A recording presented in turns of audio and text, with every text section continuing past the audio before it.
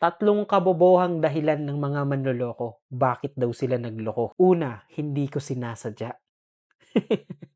Hindi sinasadya ang pagkadulas, hindi sinasadya ang aksidente. Pero ang mag-chat, magtagpo, magtago, ulitin, may proseso yan.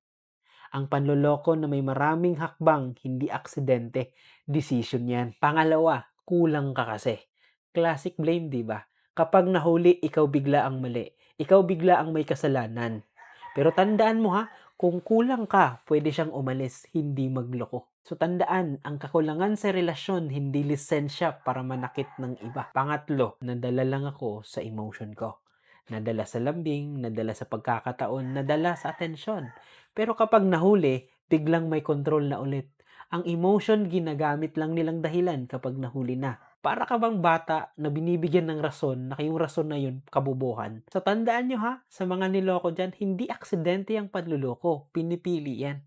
Hindi kasalanan ng niloko ang panluloko, tandaan nyo yan.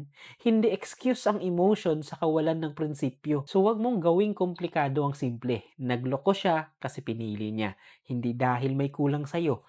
At kung gagamit siya ng kabobohang dahilan para i-justify ang ginawa niya, mas malinaw kung bakit hindi siya dapat balikan.